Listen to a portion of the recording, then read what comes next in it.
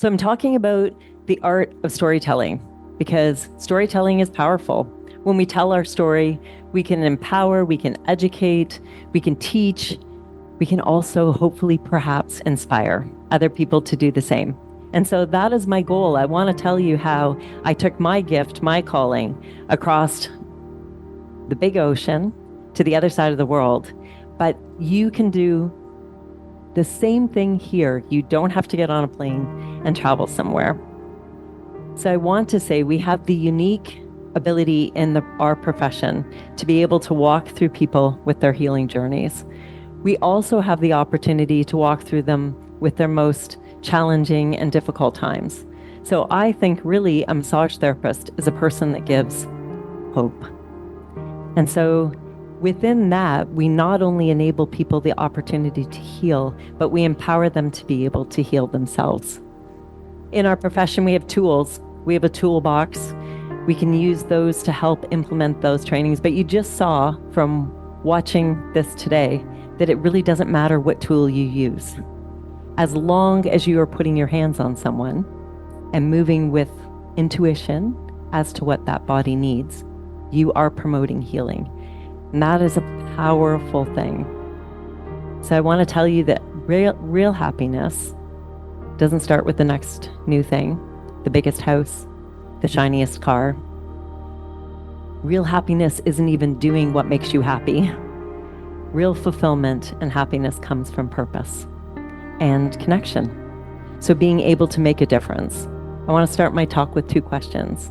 The first one being, when you look back on your career path where it's brought you to today, do you feel that you've made an impact?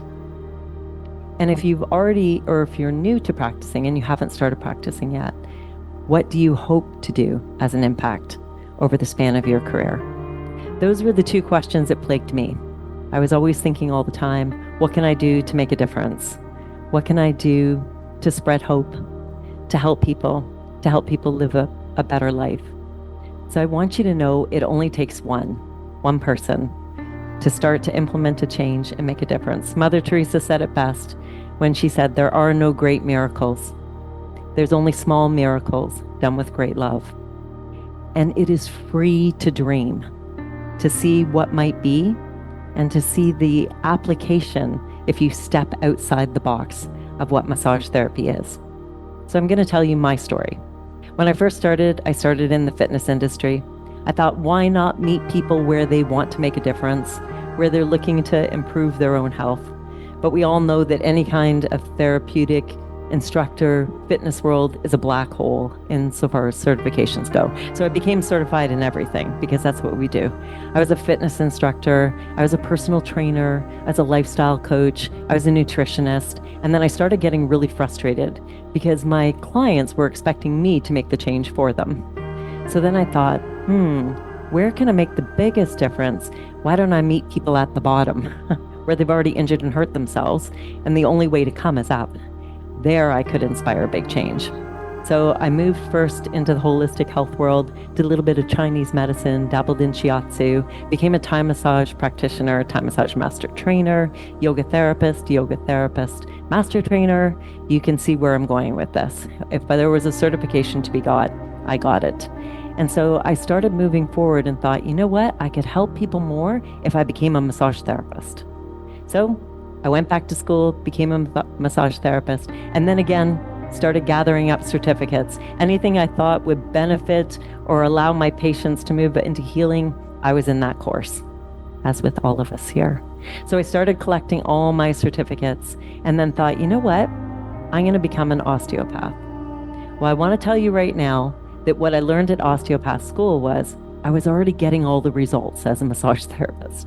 I was already getting the outcome I was looking for. The only thing that changed was my perspective and my understanding of what was happening within those bodies. So I started putting everything together, all the things, and just throwing them to the wall and see what would stick. And I found that I was seeing a lot of the same demographics: hypermobile people, people with pelvic floor dysfunction, people with scoliosis. Now when I walk through a room, I see what's happening within those bodies. And now I have all these tools that I can use to implement to try to help people. So again, I tried to take charge because my A-type control wants to walk in and tell people exactly what they need to do, how they can move forward. And I thought, I have found my niche. So then I wanted to start teaching because there's not enough people teaching hypermobile people and people with scoliosis. They're not like our average population. So I started educating. I thought, okay, I found my new niche. And then someone walked into my yoga class, a doctor, and said, Tara, you need to come with Doctors Without Borders. And I was like, what can I do with Doctors Without Borders? And she said, you need to come on the boat and treat the doctors so that they can go out and treat the patients. And I was like, okay, I found it. That's it. That's the thing. So I applied. I was accepted. I started to plan my first trip. And then I met Doreen. So I met this little African lady named Doreen at a celebration of life for my husband's uncle. And she walked up to me and I thought she was part of our group because you know how when you go into a celebration of life, there can be 4 different ones happening. But because she came up and spoke to me, I thought she must be with us. And she came up to me and said, what do you do? And I said, I'm an osteopath.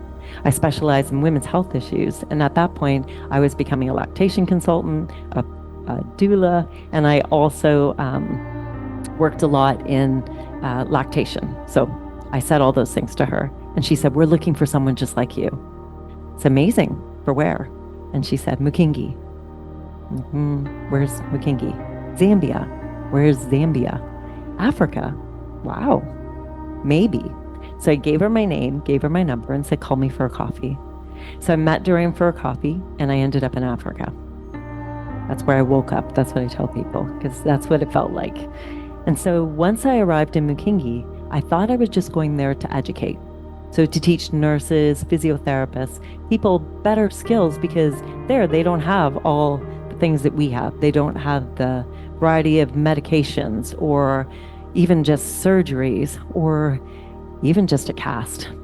So I was like, awesome. I was there with my rock tape was so generous, sent me with boxes of tape. I was like, I can tape people. I can teach people how to tape people. And I started treating. And it wasn't long before I was accepted and they started bringing me people. And so each year when I would go back, in between, I would be gifted the right courses to take for the right information that I needed for when I arrived. And I would arrive and they would say, Tara, we want you to look at it. And I'd be like, I know, it's already in my suitcase.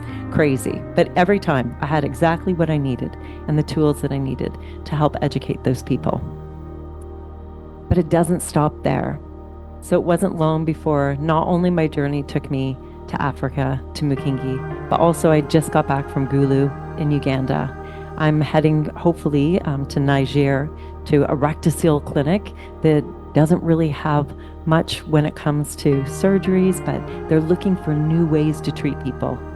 You all have that gift. You all have what it needs. As massage therapists, sure, we have tools. We have trainings. We have things that we can use. But really, the best thing that we have is you, your hands, your intuition, your ability to know what to do in any situation. And touch is powerful. Simply by touching, I love that last year Troy shared in his talk, 30% of our healing is done before we even touch someone. So I would know that when they arrived at the hospital, they were so relieved that I was there because they believed that by me touching them, they would get better. And so they did.